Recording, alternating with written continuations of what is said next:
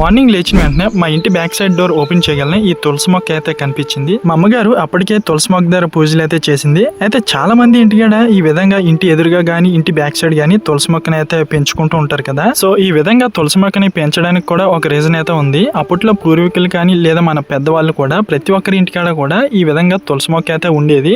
అయితే తులసి మొక్క అన్నది ఒక మెడిసినల్ ప్లాంట్ అని అందరికీ తెలుసు. తులసి మొక్క ఉండడం వల్ల మనం పీల్చుకునే గాలి చాలా స్వచ్ఛంగా ఉంటుంది. సింపుల్ గా చెప్పాలంటే గాలిలో ఉన్న పొల్యూషన్ ని మొత్తం క్లియర్ చేసి మనకి ఎయిర్ ని ప్యూరిఫై చేసి పంపిస్తుంది. అలాగే తులసి మొక్క యొక్క ఆకుల్ని తినడం వల్ల మన యొక్క స్ట్రెస్, యాంగ్జైటీ కూడా తొలగిపోతాయి. అంతేకాకుండా ఈ తులసి మొక్కని చాలా మెడిసిన్స్ లో కూడా యూజ్ చేస్తారు. సో మీ ఇంటికాడ కూడా తులసి మొక్కని పెంచుకుంటున్నారో లేదో కామెంట్ చేసి చెప్పండి. అండ్ అంతేకాకుండా లక్ష్మీ దేవతకు గుర్తుగా ఈ తులసి మొక్కకి పూజలు కూడా చేస్తూ ఉంటారు. సో మీరు కూడా ఈ విధంగా పూజలు చేస్తున్నారా? అయితే మా ఇంటికాడ కొంచెం సెంటిమెంట్లు ఎక్కువ అనుకోండి ఫ్రెండ్స్. అయితే మా అమ్మగారు ఈ తులసి మొక్క పక్కనే ఇంకొక ప్లాంట్ ని అయితే పెంచుకుంటుంది. సో వీటికి కాసిన పువ్వుల్ని శంఖం పువ్వులు అని అంటూ ఉంటారంట. అయితే వీటి గురించి గూగుల్లో సెర్చ్ చేశాను. సో ఈ ప్లాంట్ కూడా ఒక మెడిసినల్ ప్లాంటే. అండ్ వీటి యొక్క ఫ్లవర్స్ ని తినడం వల్ల మన యొక్క ఐ సైట్ ని అయితే తగ్గించుకోవచ్చంట.